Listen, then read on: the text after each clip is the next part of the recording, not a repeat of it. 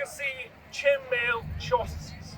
These are essentially leggings that be used to protect the foot, ankle, and calves up to just above the knee and the thigh. What he is wearing is a padded gambeson. Now this padded gambeson has various pieces of protection for the laws. Firstly, it would keep it warm, which is quite good if you're out in a battlefield or out camping on a very long trip. But most importantly, it is designed to deflect blunt blows.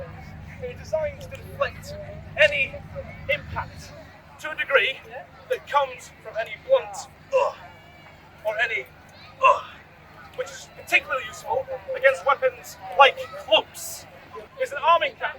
It's essentially a gambeson for the head. Same material, same everything. Now, often gambesons are added with various materials. Most common would be horsehair.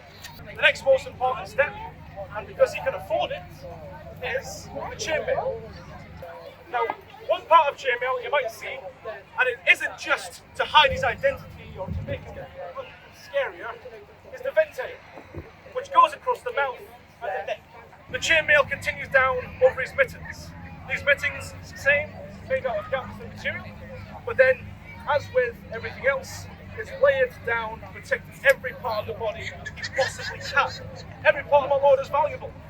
Now this, as you might imagine, is the surcoat, often used to differentiate to different you and the other knight on the battlefield by having your heraldry or your colours or your identification around you. Now what has just been attached to my lord is a belt. What we use it is to keep everything nice and compact. Now the way it works with chainmail is it's very heavy and a lot of the weight can come across the shoulders. We want to minimise that because the shoulders are used to fight with. We're going to start off with a weapon.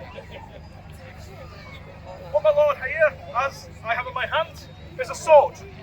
Now a sword you may see in the movies, everybody has a sword. But what actually is the case is a sword is a very expensive item. A sword is an item so expensive it'd only be reserved for full-time fighters. A peasant or a farmer wouldn't have a sword. But with this man of this stature, it's almost expected. Next step is going to be the helmet. Now this is a flat-top helmet. It is 14-gauge steel. Now this, as you can imagine, is to protect my lord's head. Probably the most important part of the body, depending on who you ask. Now this helmet is designed to protect his face. Now this style is relatively not rare, but it's later in the 12th century period. So this is a heater style shield.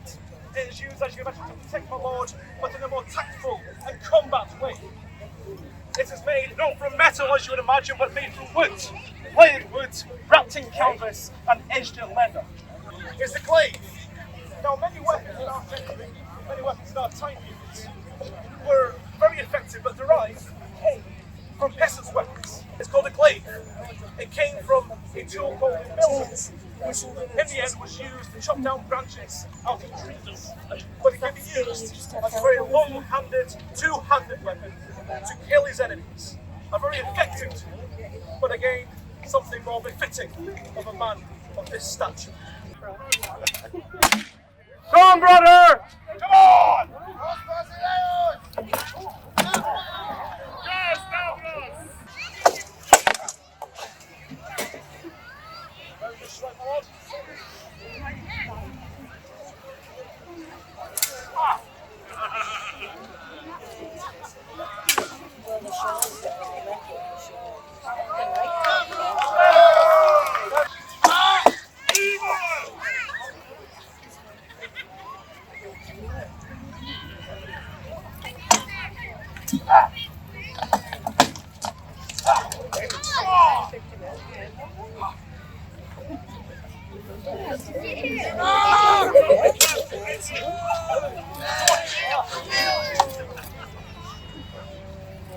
I do not kill this man.